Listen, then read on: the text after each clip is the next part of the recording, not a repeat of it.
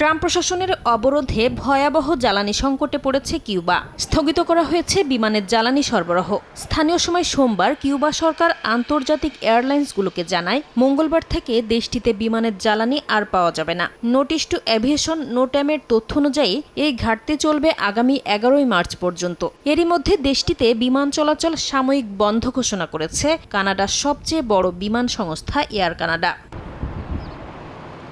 দীর্ঘদিন ধরে ভেনেজুয়েলার তেলের উপর নির্ভরশীল কিউবা। ডিসেম্বরে কারাকাসের ট্যাঙ্কারগুলোতে মার্কিন অবরোধ আরোপ এবং জানুয়ারির শুরুতে প্রেসিডেন্ট নিকোলাস মাদুরোকে আটকের পর কিউবায় তেল সরবরাহ বন্ধ হয়ে যায়। সম্প্রতি কিউবায় তেল পাঠানো দেশগুলোর উপর ডোনাল্ড ট্রাম্পের শুল্ক আরোপের হুঁশিয়ারির পর মেক্সিকো দেশটিতে অপরিশোধিত তেল পাঠানো সাময়িকভাবে বন্ধ রাখে। এতে দেশটির অবস্থা আরও খারাপ পর্যায়ে পৌঁছায়। সংকট মোকাবেলায় চিকিৎসা সহ স্কুলের সময় এবং পরিবহন সেবা সংকুচিত করার ঘোষণা দিয়েছে কিউবা সরকার।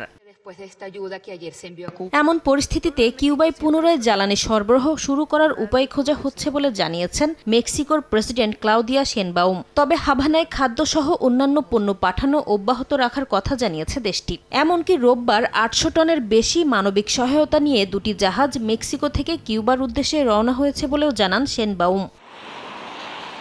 এদিকে হাভানার জ্বালানি পরিস্থিতি অত্যন্ত সংকটাপন্ন পর্যায়ে পৌঁছেছে উল্লেখ করে যুক্তরাষ্ট্র কিউবাকে শ্বাসরোধ করার চেষ্টা করছে বলে অভিযোগ করেছে ক্রেমলিন। সোমবার মুখপাত্র দিমিত্রি পেসকভ জানান, যুক্তরাষ্ট্রের পদক্ষেপ দেশটিকে কঠোর পরিস্থিতির মুখে ফেলেছে। আলাদা এক বিবৃতিতে ভেনেজুয়েলা ও কিউবার জনগণের প্রতি সংহতি পুনর্ব্যক্ত করেছে রুশ পররাষ্ট্র মন্ত্রণালয়।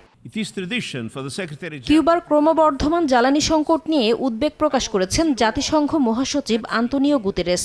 মুখপাত্র স্টিফান দুজারিক জানান, সংস্থাটি হাভানার চলমান পরিস্থিতি গভীরভাবে পর্যবেক্ষণ করছে, পাশাপাশি দেশটিতে সহায়তা প্রদানে কাজ করে যাচ্ছে বলেও জানান তিনি। নাসরিন রুমি, সময় সংবাদ।